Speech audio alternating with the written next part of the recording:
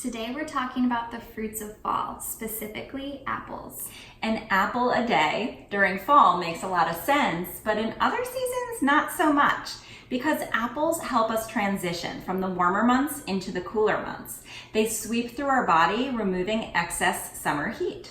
And apples are part of the rose family, and the rose family is full of astringent and cooling foods. So this is really fantastic for those with hot conditions and conditions like heart disease.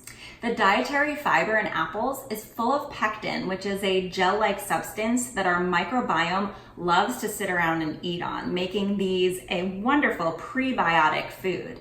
It also helps to balance our blood sugar and insulin levels. And we may think of apples as sweet, but they also have sour and bitter properties as well. And it's really important that we embrace these flavors because the sour and the bitter are really astringent and toning, which will help tone all of our blood vessels, tone all of our organs, wick away excess toxins from the liver and from the gut, and also stimulate bile from the gallbladder. And all of these things are really important to make sure that we nourish during a transitional time of year like the fall, and apples help us do that.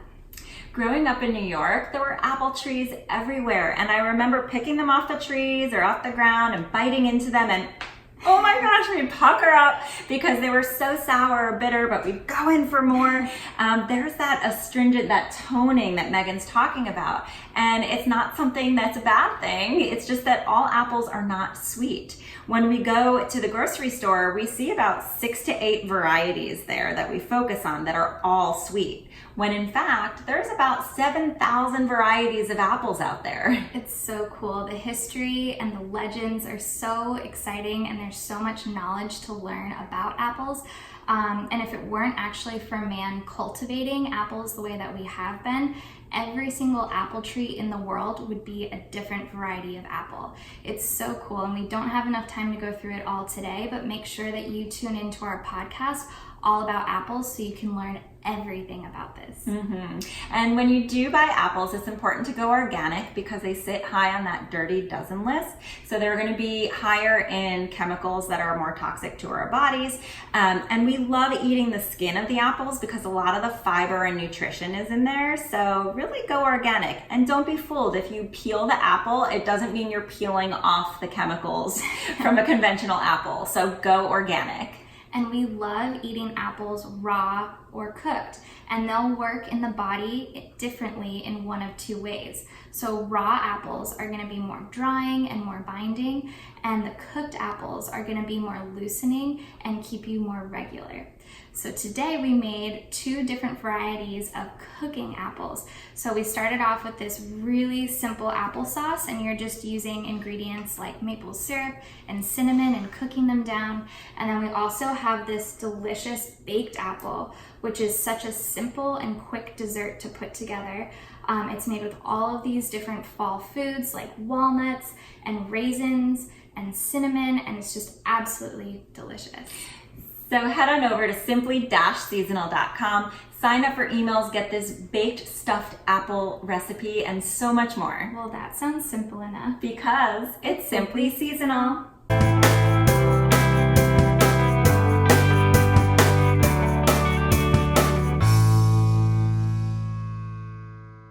Today we're making baked apples. So you're gonna start with an apple, and you're just gonna cut the top off.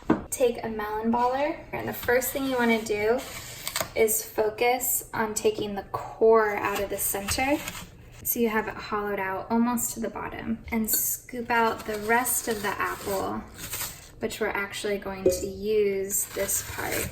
So now that you have your apple, we are going to take all of this apple filling, and we're gonna start adding to it. So the first thing, maple syrup,